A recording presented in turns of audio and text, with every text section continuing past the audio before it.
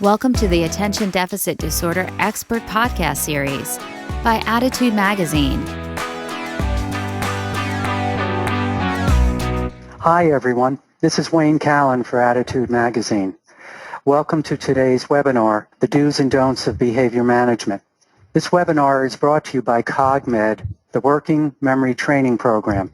As many of you know, working memory is very prominent in people with attention deficit. M.Ed offers working memory training to improve attention, behavior, and learning. More than 8 out of 10 M.Ed users improve their working memory by 30%. For more information, view M.Ed online at www.cogmed.com.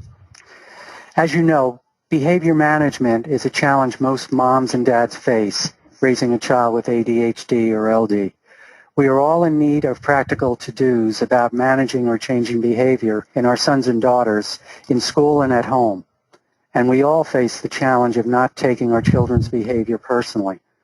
Some moms write into Attitude and say, I feel bad that I overreacted to my son's behaviors, but they were so off the wall that I just didn't know what to do.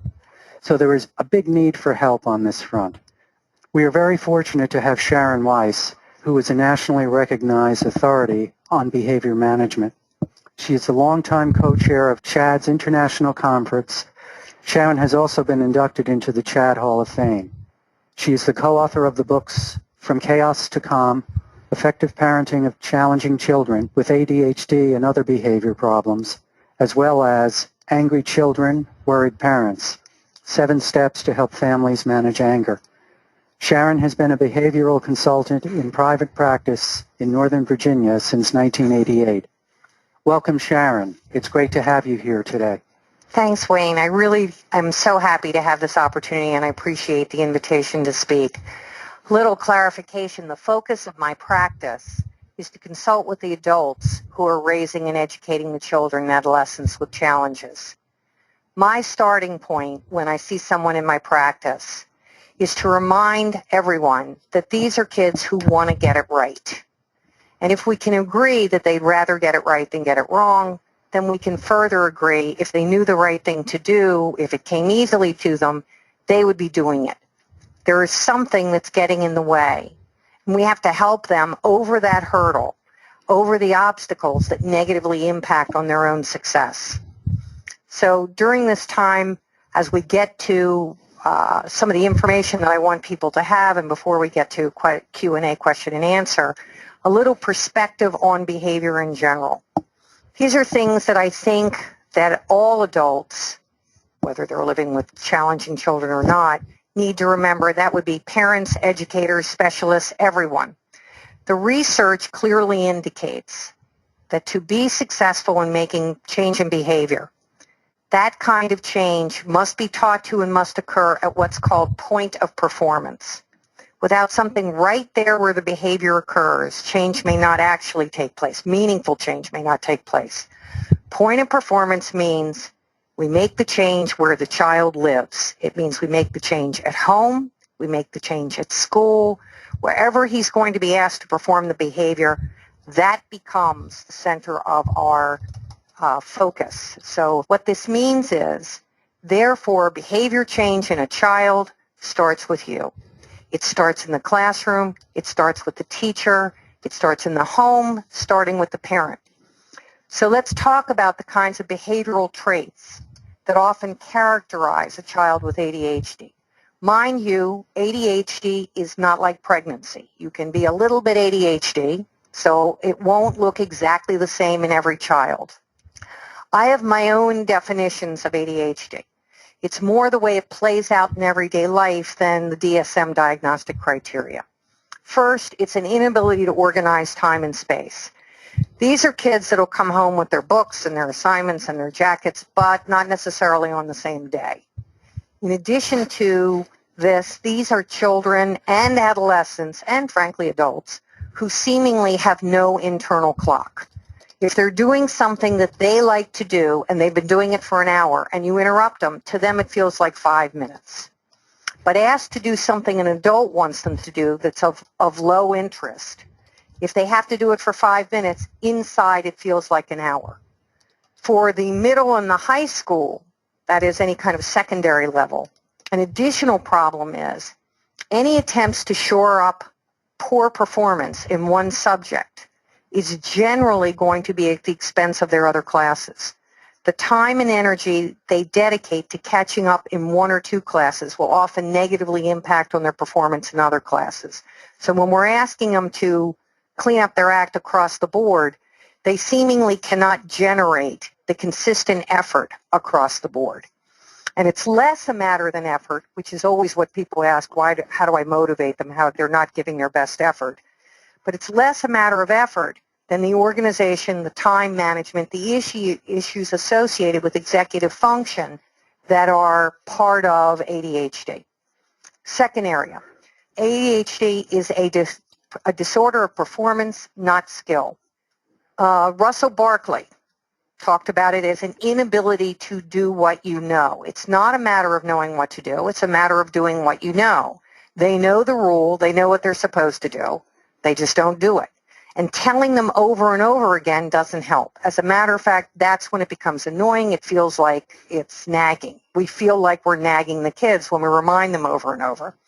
Arthur Anastopoulos, who's done a lot of research and writing in this area, I'm paraphrasing him when I say, these are children that will not be very adept at thinking through the consequences of their actions. They have an impaired capacity to regulate behavior relative to time and to anticipate future consequences. In other words, the answer to the question, what were you thinking, is they weren't thinking. They act without thinking. Now, this brings me to the first sort of takeaway I want to have before we get to the question and answer. In today's discussion, I ask parents consistently, please do not ask the child why. Why did you do that? First of all, there's two different reasons for that. First reason, as we just discussed, they act without thinking. So these are kids that don't know why. And that's an answer that few adults will accept. If you ask them why and they say, I don't know, parents aren't really happy about that. Teachers don't accept that as an answer. If they could articulate the answer that really is the basis of that behavior, they would be saying to you when you ask why, I really don't know why I did it. Probably seemed like a good idea at the time, and now that you're nose to nose with me, I can see it wasn't, and therefore I will, because you look at me sternly, promise you that I never will do it again, which, by the way, is a promise I can't keep. So we don't want to ask them why, because the second part of why you don't ask them why is asking a child why he did something implies that if they come up with the right answer, you're going to dismiss the charges. After all, why else would the adult ask him why? Why did you hit your brother? Because he called me a name. Great reason, go back and hit him again. So we don't want to ask them why they did something they generally don't know. It's related to their impulsivity, and you're actually making glorious storytellers out of them so they can find the way to make you go away. Okay, we're going to go back to our behavioral aspects of ADHD. Third, they're unable to delay responding. It's a problem of behavioral disinhibition. They have no under control of their behavior. Whatever comes into their heads comes out of their mouths. This is a hallmark of the disorder. Lots of people feel it's a hallmark of the disorder. They find waiting aversive and they act before they think. And my way of looking at this is a line out of a book called Postcards from the Edge. Immediate gratification takes too long. Whatever they want it yesterday. Fourth aspect, behavioral aspect for me of ADHD. They're driven by whatever's on their radar screen in the moment. Whatever is happening at that time, whatever is right in front of them is the driving force behind the child or adolescent's behavior. So behaviorally, this translates to, I'm having fun, so you must be having fun. The impulsivity, the often accompanying social immaturity to say whatever comes to mind. The thing that they're thinking is, I think this is funny, you'll think this is funny. I think it's entertaining, you'll think it's entertaining. And it's an attitude that results in the same behavioral infractions over and over again. So if they're reactive, if they're impulsive, if they live in the moment, how does this translate to the demands of everyday life? Well, ADHD is not a death knell for life, but it's a very bad match for school. When you're asking a child or a student to spend so much time sitting still, listening to information that in his mind he'll never use again, or if he does, even if he's going to use it, he doesn't have an interest in learning it right now. And further, you're asking him to organize so many of the materials, attempting to make so many transitions from setting to setting, home to school, classroom to classroom, teacher to teacher. It's all very different, all with very different expectations, and those different expectations tax them in a way they don't tax more typically developing kids. And recognize that on the secondary level, from middle school on, this is geometric progressions. There is so much asked of them in the way of organization, time management, disparate demands on them, and yet there's a general educational view. They ought to know this by now. We're expecting more of them in terms of time management and ability to transition, despite the fact that these are kids that have not matured at the same rate at that level at that age. So what we have to do is we need to keep a disability perspective. It's important to remind educators, if you're an educator, remind parents that the social maturity, the impulse control, the level of organization and independence expected often exceeds the capabilities of this child. It's certainly that this child is running behind same-age peers. Remember what we said. Chances are he is handling his world in the best way he knows how. But his best way at this point generally entails an over-reliance on adult support to get anything done. So we have this child or adolescent who's dependent on a lot of prompts, a lot of reminders just to get through daily life. And this is where we start to recognize that the behavior is a function of a disability. It's that age-old question of can't versus won't. So what we need to do is restructure our response in changing behavior so that we're responsive and not reactive. Most of the children and adolescents that we're here to discuss have experienced a punitive reaction to their behavior. When we establish structure, we increase the likelihood that they understand what's expected, can follow what we are going to discuss in a minute, the visual cues provided, and that they can be more successful as a result of that. If you plan for their needs, if you think about the way they process their world, if you specify what you want to see in advance of the situation, and then you increase the feedback when they get it right, you increase the likelihood of their success and you decrease the likelihood that their life experiences will be that of adults always telling them what they got wrong and reacting negatively to their behavior. Most of these kids have experienced that negative aspect throughout much of their lives. It's very redirective. It's a reality, a truism. If you treat the ADHD child as if he does not have ADHD, if you treat the ADHD child if he does not have ADHD, it's a disaster.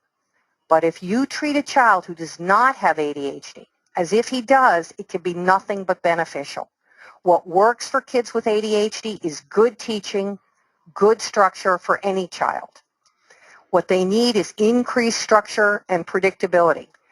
What we want to do is develop a routine that a child can accomplish by himself with the aid of some form of a reminder. And in this case, we're going to speak to the visuals that will remind him to what he needs to do and remind him to get back on track and get it done.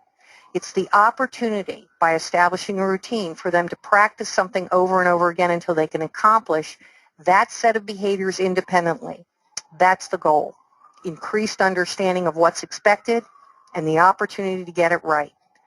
And to reduce the frequency with which adults have to be the ones that say, get going, or stop that, or cue the next behavior. But they do need cues in a setting in an effort to be able to learn what to do across several settings. When we're trying to decide how this fits, whatever we're asking, with siblings or classmates, let's be clear. What child can't benefit from increased structure? It's a simple process involving establishing those structures, those expectations in advance, and being very, very specific. Prioritizing. What do we want to work on first? What are the one or two things? And notice improvement.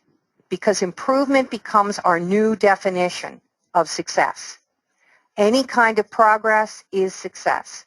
And when people, and this happens all the time in my experience, freak at the idea of a behavior program, you're really just talking about being specific, narrowing the focus, and then noticing when they're successful.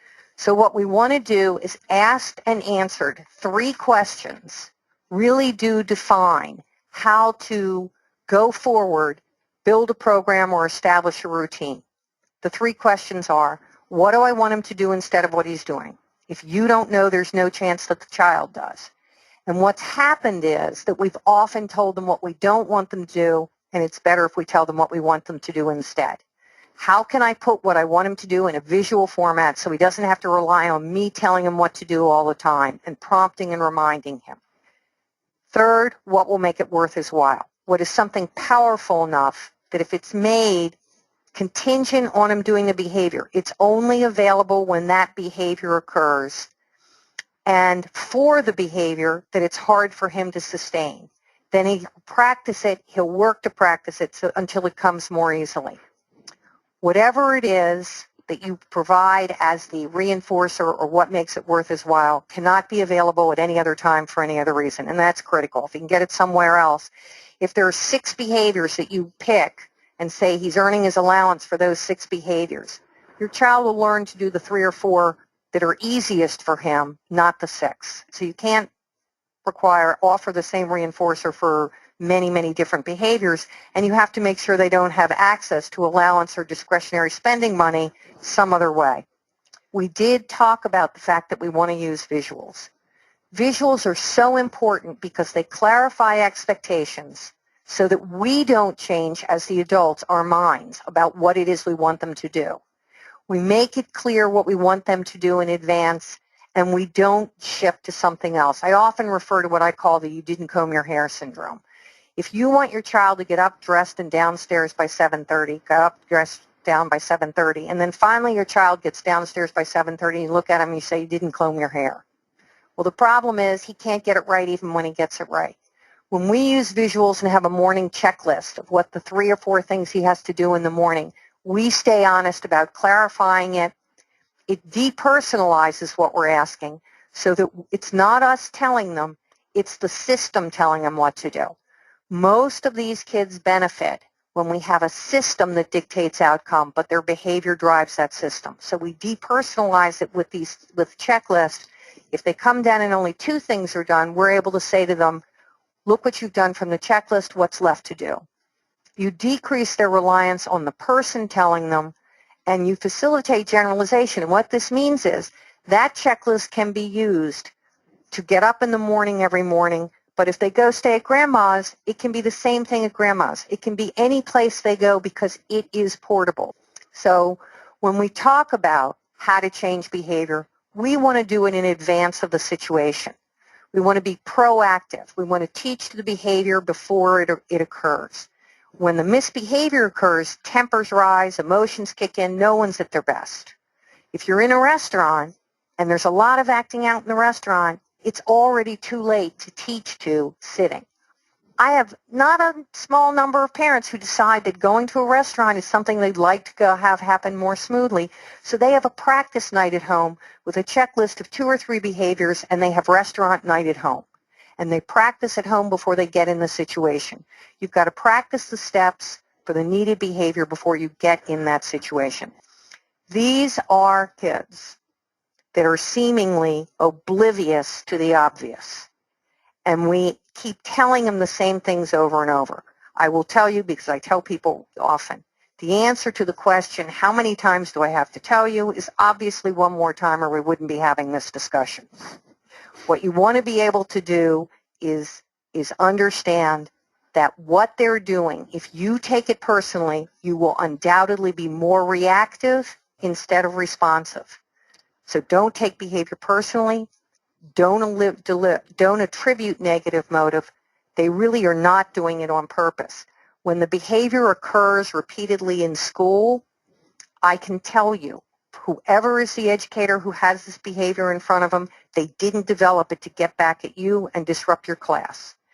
They've learned it before. If you don't believe me, ask the parent.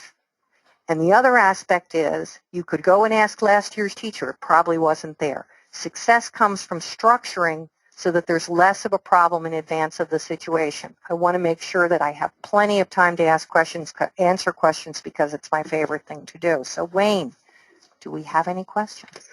We have plenty, and let me just say that was enlightening. I learned a lot from that.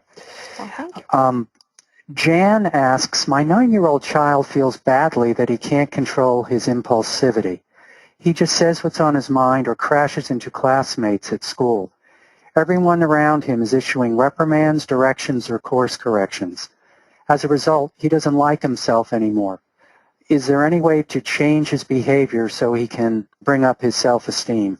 I think that's a great question, and I want you to know I really believe that even though a major focus in school is that they progress academically, it's the social discomfort and the social acumen that is really so important to how these kids feel about themselves in the educational setting and throughout life. I think the same things, some of what I said initially, they have to have the opportunity to practice an appropriate way to enter the room. And even if you do some role play, at 9 it may seem like it's too late, but it's not. A problem with what often happens are these lunch bunches or these lunch groups where they have the opportunity to sit with a guidance counselor a couple of times and practice taking turns playing a game, doesn't allow them the opportunity to sort of practice walking into an overstimulating situation like a classroom and figure out what they're going to do. But asking a child, say, what's the one thing you want to do when you walk in the room, and then making sure that that activity is available so that he practices walking over, getting the activity, taking the activity over to another child and saying, do you want to play? Because when he doesn't have a pathway, when he doesn't have the practice, he'll keep making those mistakes over and over. Ask if there isn't another child somewhat reticent to be more physically active who would make a good partner to play the game with him or do the activity with him. It's often, I don't want to say usually, it's often unwise for a child to get caught up in a lot of very physical activity. We want them to run, but if they join a group, these are kids who crash. They're what I call physically enthusiastic. That's the child on my caseload who's willing to sort of deck anybody or run into anybody. But it isn't necessarily because he has malice aforethought. He's just sort of emoting physically all over the place, and he needs a different set of target behaviors. If he can practice outside that situation, and it becomes the responsibility of parents and an educator, even if it's only the adult that's out there with them 2 times a week, because by the time they're 9, they're generally on the playground and the adults are only there for what I call blood and flames. It's a safety issue, but they're not helping them learn new social skills. So someone who actually will watch to see that that child walks to the side of the large group and asks someone to play, or picks out in the classroom before they go outside the person they're going to be playing with, even if they have success for 10 minutes. Last point on this. For those children who are, as I say, physically enthusiastic, the longer they're outside running around, the more wound up they get. And it is advisable for them to take an activity outside that after 10 minutes, if you can flash a visual and they practice sitting down, taking a break, talking to you for a minute, or playing a game that's sedentary before they get back in the mix again. If they can take a break, they're less likely to get ramped up. I do want them to have the opportunity to play outside, and I hope that this is a helpful answer for you. Yes, I hope this doesn't step on the toes of the previous question, but there's a fair number of questions about rejection sensitivity in ADHD kids. The sense that they are being criticized when someone is just trying to help or offer feedback. This happens with my son all the time, and I really would like to have a calmer, better relationship with him when I'm trying to help him. Do you have any ideas? I do have ideas. And, you know, I applaud the whole nature of that question because it implies the realization I feel like I'm redirecting him all the time. I'm catching him when he's getting it wrong. And that is his experience. So vast applause to all you parents who feel like you're on their cases all the time and wish you didn't have to be. The practice that you do, the opportunity to talk to them when there has not been a problem is a way to sidestep that you're always redirecting them. Tell them you want to practice. Tell them that the practice makes you feel better about the situation. The younger the children, the more willing they are to practice. Of course, there are those kids who are oppositional, and that's just their nature. It may not be part of their ADHD. But what you can do with the opportunity to practice is to say, I want to get a better handle on this. I want to be able to, I'm not good. Say to them, I'm not good at noticing when you get it right. Can we do a practice of what you're going to do when you get with a group or when you go outside so I can see what you look like and then I can remember to notice it? Another thing that's a really excellent thing to do with these kids is before you take them to a playground, unleash them and have them get it wrong, spend 2 or 3 minutes on a bench at a playground and say, before we play, let's take a look, and you point out someone on the playground who you think is doing a great job of playing. And you, meaning your child, points out on the playground, who's someone that's not doing as good a job? Who do you think you want to model your own behavior after? Or, I want to be good at noticing when you are acting like. You want to make sure they can recognize that in others when they see it, and it's a step back before they enter the group. So practice in advance is probably going to reduce how reactive or redirective you have, and tell him that your reason for doing the practice is you want to be able to notice when he gets it right. And then the responsibility of the adult is, please balance that need, because there is a need to often to redirect, with don't wait till they get it wrong. If they ran out on the playground, went to a piece of equipment, and kept their hands and feet to themselves, go over and say, I think you did a great job of keeping your hands and feet to yourself while you were on your way to the slide. Yes, Stacia has a question. As a parent of a second grade boy with ADHD, how important is a reward system for good behavior at school? Is there another way she's using, I guess the teacher is using a sticker chart. Is there another way to encourage and reward good behavior at school? Well, I wish if I knew a little more about where that question's coming. My first words out of my mouth are, heaven bless the teacher who's willing to use a sticker chart to notice appropriate behavior. Because a lot of times these are kids with no documentation for their success whatsoever. The good other ways to do this are to ask each child at the start of each week. I digress for a moment to tell you that for many of my talks, I would always say, particularly for workshops for educators, when I was doing workshops for educators, when I do them, I will say that I want a bumper sticker that says, if you don't make behavior a priority, it will become one.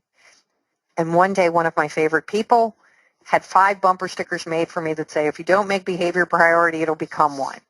I want educators to take 5 minutes or 10 minutes, preferably at the start of each day, but certainly at the start of each week, that every second grader can pick a behavior goal for himself from possibly a list of 3 or 4 goals. One might be keeping your hands and feet to yourself. One might be getting started with only one reminder. One might be staying where you belong. But you then make a card for the corner of their desk, and when they are doing well, the teacher walks by, points to the card, and gives them a thumbs up, or initials the card for when they get it right. And when they're not doing so well, they just walk and point, and the child remembers, because it's a visual cue, remembering what they're supposed to do, so that they can then self-correct in response to pointing to the card. The card on the table helps the teacher to remember to go over and initial it. It gives them a visual to record or document their success without it necessarily becoming part of a global sticker chart. But for that parent that asked the question, anything that's a prompt that's available means that you can have kids working on their own objectives, their own goals. Teachers don't have to remember who's working on what because it's a card on the corner of the desk. But it's the opportunity to give positive feedback. And for that parent, I am so grateful that her child has a teacher that's willing to have some way to publicly acknowledge positive behavior. One more addition. It is always on an as-needed basis a helpful idea to say, if educators will simply record the initials or first names on the board of anyone who at that moment presents a positive model of appropriate behavior. What tends to happen is we write the name up on the board of the child who's misbehaving, and then they're sort of documented for the day. But if we just put the initials up there of the child who is having the positive behavior, then in fact what happens is other children remember, oh, I'd like my name up there also. If a child gets their name up there and then does something else positive, we can put a check next to their name or a star next to their name. And for the child who is really, really difficult and struggles to be able to do it, we can ask that child to go up to the board and write the initials of everyone he or she sees in the next 1 or 2 minutes that there's positive behavior, so that your child who struggles with focus and attention and impulse control is the one who's helping us record the names and initials of the people who are doing a good job. And I hope that's helpful.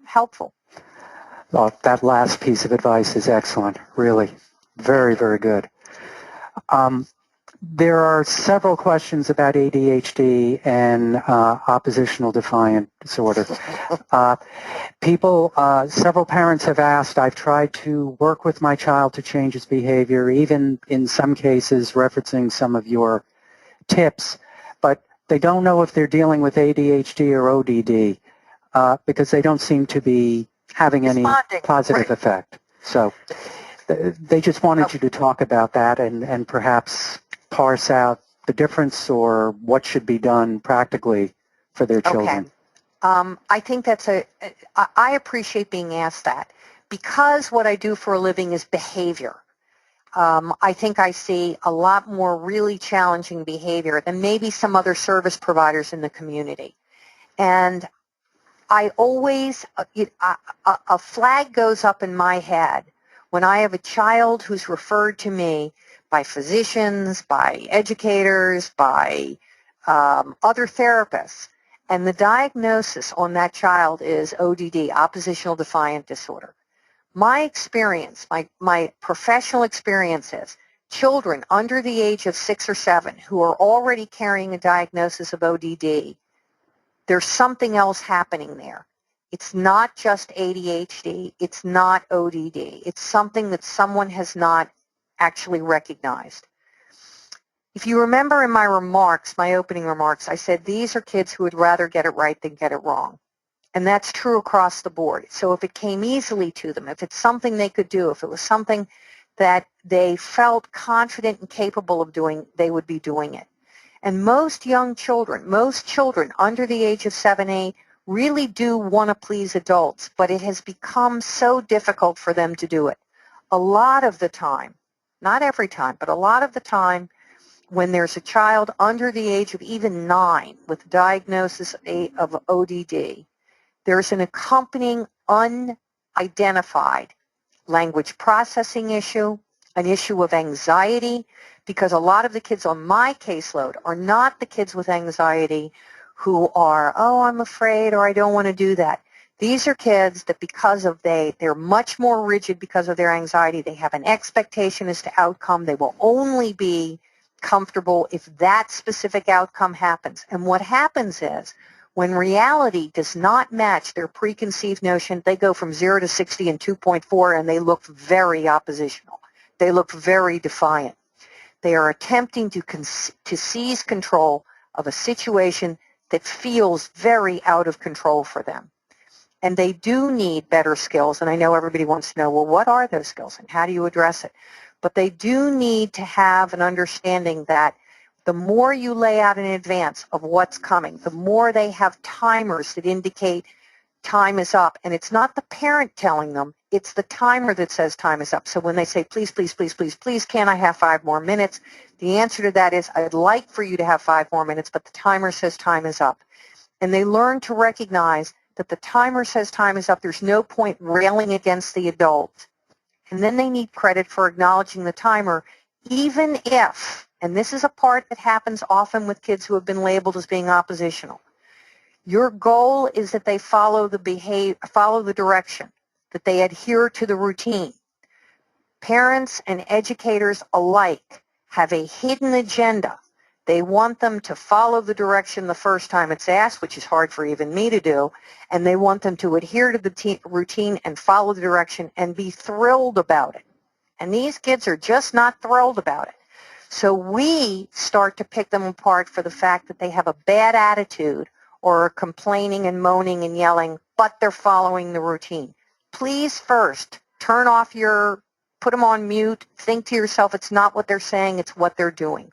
If they're following the routine, if they're adhering to the routine or following the direction, then we need to give them credit for that and not focus in on what they're doing wrong, which is complaining vociferously about having to follow the routine. And I hope that distinction about oppositional defiant, which would indicate that there's a possibility that you may have something else that accompanies it. It's not necessarily. I really can tell you that doing behavior over more years than I recognized until he said at what point I started in private practice. I mean, and I was doing behavior before that. I'm older than I thought I was. A reality is very rarely do I actually encounter those children who are really clinically oppositional defiant disorder. A couple of questions from teachers. Katie asks, I am teaching 2 social skills groups, one in the 4th and 5th grade and one in middle school, for students with ADHD and behavioral difficulties. Do you have any recommendations for activities in order to teach these kids social school skills? I thank you very much for that question. I also applaud the fact that you're willing to do it for late elementary and middle school because, my own personal bent is middle school is about as hard as it gets because they all think they were within about, they ought to have the freedom of owning their own condo, let alone everything else that they think is going on.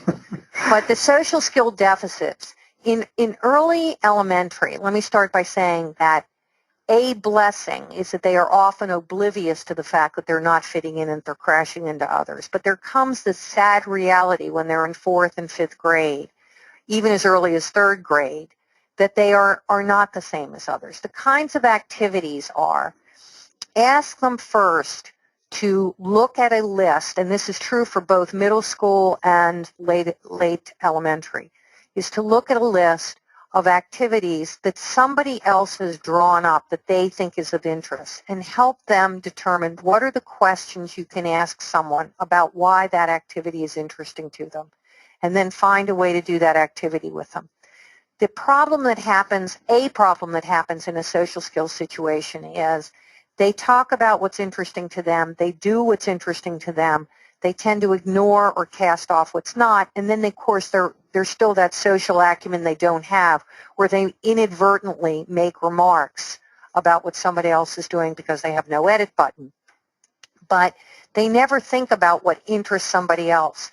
So taking a look at somebody, starting with that list that somebody has, even if one of the activities you do is that they have a card in their right hand, a card in their left hand, each of which says, this is my right interest, this is my left interest, and the person across from them learns to ask a question about what the card or the topic is that they're holding up so that they're doing that. Then the person that's sitting there with them, who also has behavior problems or has socially based issues, learns to answer the question that was asked, not just talk endlessly on the topic that was available to them. So increasing their awareness of what might this other person be interested in. I think there's a tendency in social skills to take a look at whether they can take turns and play games. And while that's a good idea, that's usually not their social world. They're in a much less structured world, and you want to teach them reciprocal conversation and asking a question. I encounter on a regular basis adults, and those adults walk into a situation. They are often very socially successful because they're bright or they're affable or they have a great sense of humor. And I listen, and they never ask somebody else a question about what interests them. And frankly, that is an extraordinarily successful social skill because people do like to talk about themselves. So if you can ask these kids to learn to ask questions of others, right away, people like them better. And I hope this is the kind of thing that's helpful. I will tell you that the work of, even though she originally honed her craft with kids on the spectrum, the work of Michelle Garcia Winner is excellent in terms of looking at what are the subtleties of social interaction. she does a really good job and does a terrific job of that kind of thing. Being aware of Kathy Cohen's work, who has the book Raising Your Child's Social IQ. I think that's the name of Kathy's book, where she begins to talk about entry skills, social entry skills, sort of looking at the climate of the world before you walk in and just start talking. So those are two very different, coming from very different perspectives, information on social skill efforts. And I hope that's helpful. One parent writes in, can cognitive behavioral therapy help a child change his behavior? Or are most kids too young for that? Wow. Great question. CBT is fabulous. Cognitive behavioral therapy is fabulous. It is especially helpful with kids with anxiety disorders. I mean, the research will tell you, if you have ADHD plus anxiety, your impulsivity is a problem, but CBT, cognitive behavioral therapy, is a great way to get them to be less reactive in the moment, because it's teaching them, it's trying to give them an alternative set of skills to just sort of overreacting in the moment. Being able to, recognize that feeling is one of, my head is going to explode or implode, and acting on that right away, as opposed to turning around and saying, okay, I recognize that feeling. That's that feeling. I'm supposed to, take a step back, take a deep breath, now do X instead. So CBT is a good idea. Cognitive behavioral therapy is a good idea, but making sure that when we're talking to kids, and it's sort of a form of cognitive behavioral therapy, instead of just telling them what not to do, tell them what to do instead, provide the opportunity for them to practice, and then make sure you reinforce it. On a basic level, that's some of the work of cognitive behavioral therapy. In terms of age, I actually get to say some of my closest friends are people who do CBT. And I think if you look at the kinds of things, each parent can assess whether it's going to work for their child. I've known of kids that have benefited from cognitive behavioral therapy at the age of 4, but in almost every instance, anxiety was a component of that. It wasn't just ADHD, but if their capability, that is their intellectual capability and the ability to participate with somebody else. I do want to say that if someone does cognitive behavioral therapy, you need to make sure as a parent they are comfortable working with a 5-year-old, a 6-year-old, a 7-year-old, as opposed to a 9, 10, or 11-year-old. And I will say, although it's not speaking exactly to cognitive behavioral therapy, it's not necessarily designed only for ADHD, quite the contrary.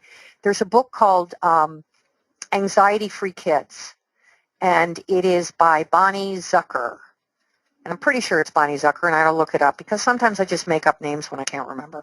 But it's either Zucker or Zuckerman. So Bonnie's book is largely about, how you reduce anxiety and the ways and the approaches and the things you think about and the tools that you use. But the last, let's say 20% of that book is actually, in essence, a Cliff's Notes version of the kinds of tools and the way you talk to kids. In other words, she took the last 20% of her book and wrote it for kids to read or for parents to read with kids. And so it takes the chapter 1 of the book that was written for adults that might be 20 pages long, and it condenses it into 5 pages. So it's a simplified version. And if you're thinking about this and you want to know whether it can be effective, I think that's a wonderful, usable way to become acquainted with cognitive behavioral therapy other than just sort of looking at the internet. So Next question. So many questions about verbal impulsivity causing problems either in school or at home, immediately raising the temperature level, causing conflict. And one parent says, what else can I do? I mean, there has to be more of a solution than watch your words, saying that to my child. In fact, there's a 17-year-old son referenced here who doesn't believe he needs behavior modification. When he's spoken to, he always jumps to a defensive response, which almost always causes conflict in our house. How do I get my child to see his verbal responses create conflict? So I can't tell you how many questions like that have come in.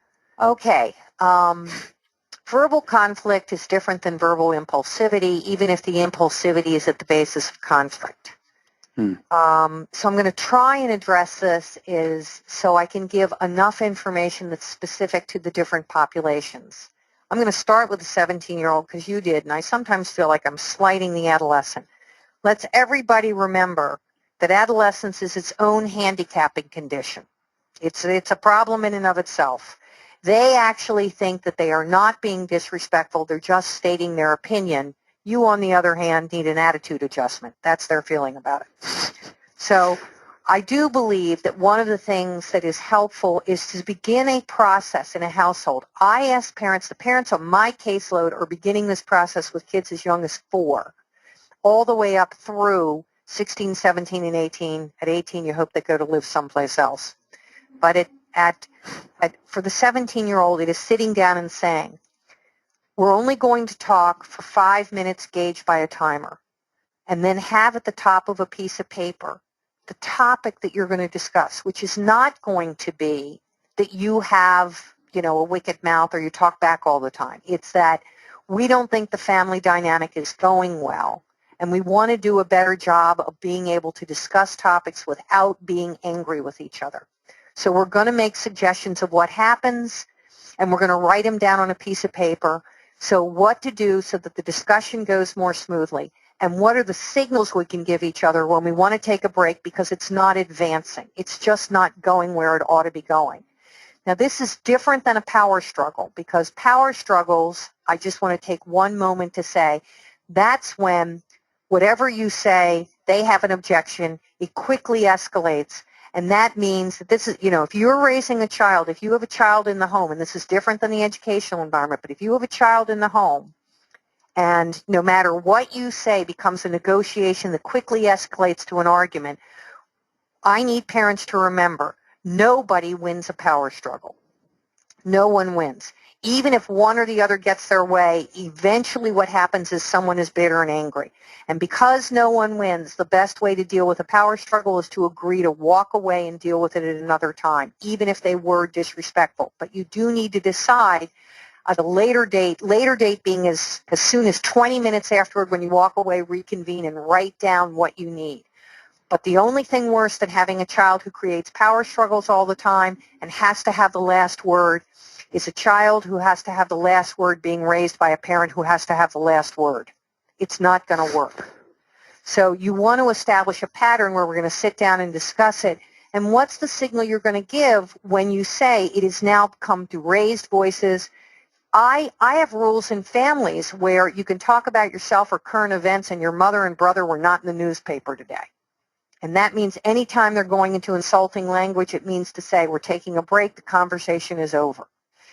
Okay, I really want to spend a moment, because all of this, you're going to find the theme of what have you discussed before there's been a problem, as opposed to needing to debrief after there's been a problem. Everyone, and I don't believe in speaking in absolutes, especially around behavior, but people, everyone, are more reactive after there's been a problem. It's the worst time to have a conversation. The only thing the adult wants is for the child to follow the direction. The only thing the child wants is for the adult to get out of the child's face. So this is not a good time for a discussion. What I believe, and I want to shift very briefly to school, because I want you to know that verbal impulsivity in school, not necessarily talking back, but that the idea that they, want to give the answer, that they're, I can't tell you the number of times where I go in to do observations in the school, and let me underscore that since I don't meet with the children, when I go in to observe in the school, I'm the proverbial fly on the wall. They don't know who I am. They've never met me before. And it allows me to see these kids in their own natural environment, how they're handling their world. And educators are forever saying, all the way up into high school, are saying, I told him over and over again, he has to raise his hand. I just need him to raise his hand. Well, if I played a video cam, if I taped them on my phone, the fact of the matter is they're raising their hand. They're just talking while they're raising their hand. So what your real instruction to them has been, they've already learned to follow. They're raising their hand. But what they need to do is wait quietly to be called on. And what helps the impulsive, no-edit child is to have a piece of paper in front of them. And what the agreement is that the educator will make with that student in advance of the situation is every single time you record an answer or your response or your comment on paper or a word that reminds you of what your comment was going to be, without my hearing it across the airwaves, I will check it at the end of class, or I will check it at lunchtime, and there's a bonus point or there's an acknowledgement of what it was that you thought of saying, but you didn't announce it out loud. I actually had a teacher ask me one time, not because the teacher thought it was a bad idea, but her immediate response was, suppose he's just writing down what other people say and they weren't his ideas. And my answer to that is, you wanted him to be quiet. I actually don't care what he writes. And if, in fact, he's writing what his peers said, now we know he's listening better than he was listening before. So some way to acknowledge that they had an idea, because please remember, for children who are 5, for children who are 4, for children who are 6, 7, and 8, and for children who are of ADHD, who are living in an 11-year-old body but have an 8-year-old way of looking at the world, the purpose of education to these children is to tell the teacher and the rest of their classmates what they know. In their minds, if they don't get the chance to speak, they're not meeting their own needs. They simply want people to know what they know, and so they call it out. They answer out loud. When we put a piece of paper in front of them, even if they're distracted, we want to give them the opportunity to write that down and then give them credit for sitting quietly. I'm hoping that some of this was helpful. Again, back to the home environment, as opposed to that comment of use nice words or things like that. Have that conversation. Sit down with them. Set a timer so that you're saying, let's discuss for 2 minutes and practice the kinds of things that we can say or the signals we can give each other when we are saying the wrong thing, so we can say, that's not what we wanted to hear, and now we're going to end the discussion. I did have a family that came to me. Their son is ADHD, but their son has other problems as well. The unfortunate part is, and it was unfortunate, as an only child, because of the other issues, they had come to tolerate a very high degree of insulting, even swearing and threatening commentary from this boy. Even though the parents did not agree with each other on what to do, the fact of the matter is they were both in agreement that he would respond as many as 20 to 25 times a day with foul language and insulting threats. And we did, in that particular circumstance, set up a situation where they both agreed. They sat down with him and they said, your allowance or your privilege to have screen time or your access to the computer, whatever, and I actually don't remember what they offered as a reinforcer, is available to you only if, and they first started with 1 half hour a day, if in this half hour you can go through the time without any negative, any swearing, any name calling, anything like that. If you make the kind of comment that could be put on the front page of the newspaper, in our case it's the Washington Post or any other local newspaper. And you need to know that at any time when you begin threatening or swearing, we will both get up and leave the room. And they both got up and left the room, and they did it consistently for a week. And while in the beginning he thought it was great because when he wanted him to leave the room, he would say something. After 4 or 5 days of that, the rate at which he did it dropped enormously. And as his mother came back and reported to me, weeks, he would still swear if he dropped a cinder block on his foot, but he didn't swear and threaten at them. Okay, so I hope that this has been helpful. Very much. One parent writes in, she says she knows she is the slowest in math and writing in her class. She's in 2nd grade. Is there anything I can do at home to boost her self-esteem? I love that the question's being asked, and the answer is absolutely. No question about it. But it will include a partnership with the teacher. And if it's a 2nd grader, and we do know, she knows, everyone knows, she's struggling in this class, the first thing to do is let's find out what her greatest interest and areas of competency are. And I've actually had this happen, and not only have I done this on my caseload, I can't remember what it was, but it might have been Robert Brooks, who I had the joy of co-authoring a book with him, but he writes a lot about resilience with Sam Goldstein, who may have also experienced this kind of thing. But it is that if pets are the kinds of thing, then this is a child who comes in and she's in charge of, we get a classroom pet and she's in charge of talking to everybody about the way to handle the pet and talk to the pet or feed the pet or what's the diet for the pet, and even going into other classrooms, providing the opportunity for this second grader to go someplace else and be the mentor for a kindergartner or a first grader, not in her weak areas of math, but more in her strong areas. If she's great at flashcards or something like that, or she can teach an art project, or even be the one to teach a basic social skill or play a game with a younger child in a kindergarten class. To be able to mentor a younger or less able child is a gift you give a child who's not feeling good about themselves. It gives them the sense of competence, and it also gives them the realization that at one time they were this kindergartner without that skill, and even if they're behind some of their same age peers, they have progressed from that point. The ability to help others. And if you if you email the teacher and say, I'd like to set this up, but please, the teacher, you won't want it to be that your child knows you've gone to the teacher. Find out if the teacher or the counselor will come and find out if this child, not contingent on anything, just assign her to be a help in a kindergarten or the pet patrol for another class. I had one child who had both anxiety and ADHD, and all I asked the parent to do was to get him there 5 minutes early every day because going to school was a misery for him. And his job was that he would come in and water the plants for last year's teacher, because even though last year's teacher was not his teacher now and was probably a nightmare when he had her, now he's ready to do something nice for her. And she says she has to rotate the plants or he'll flood them. But she says every day, thank you. I would have forgotten to do this. If you didn't take care of these plants, they'd all be dead.